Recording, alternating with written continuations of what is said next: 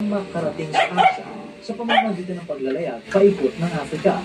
Dahil parehong gustong palawakin ng Spain at Portugal ang kanilang mga teritoryo, nagkaroon sila ng kasunduan upang maiwasan ang alitan.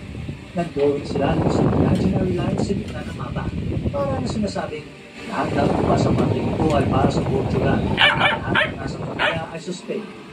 Ang kasunduang ito ay tinatawag na Treaty of Tordesillas noong 1490. Kaya naman, pagkatapos nito, ang Portugal ay naglayag papuntang Asia at nagtayo ng malaking chunk mula sa India hanggang sa mga isla ng Indonesia at bahagi ng Southeast Asia. Habang ang Spain naman ay naging abala sa pag-explore at magsakop sa kanilang bahagi ng mundo, lalo na sa mga teritoryo sa South America. Napansin ng mga Espanyol na ang pinakamaraming gold, silver at tao ay nasa South America, kaya doon sila nagpunta. Dito nila nasakop ang malalaking imperyo tulad ng Aztec sa Mexico at Inca sa Peru. Sinubukan din ng mga Espanyol na magpadala ng expedition papunta sa North America noong 1539. Pero wala silang nakita mga kayamanan. Dahil dito, inakala nilang walang halaga ang mga lupain sa northern part at halos hindi na nila pinansin.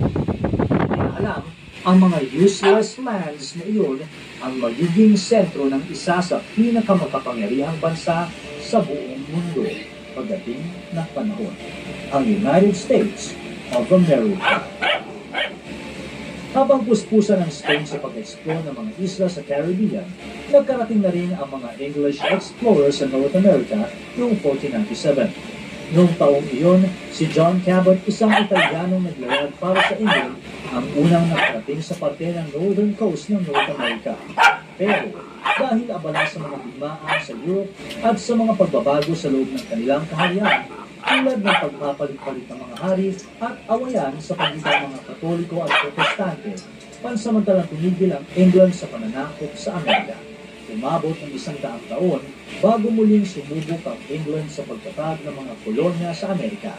Noong 1585, nagtayo ang England ng unang kolonya sa Roanoke, North Carolina. Pero sumigla ang digmaan sa pagitan ng England at Spain, dalawang bansa na naglalaban para sa kapangyarihan sa dagat at impluwensya sa mga kolonya. Dahil dito, naiwan ang Roanoke na walang tulong at supply at sa kalaunan ay misteryosong nawala ang buong kolonya. Pagbalik ng mga barko makalipas ang ilang taon, wala na ni isang tao ang naiwan doon. Pero may salitang Croatoa ang naiwan na nakaukit sa isang kahon. Hanggang ngayon, misteryoso pa rin kung ano ang tunay na nangyari sa mga tao ng Roanoke. Hindi sumuko ang England. Noong 1607, nagtayo ang England ng unang permanenteng kolonya sa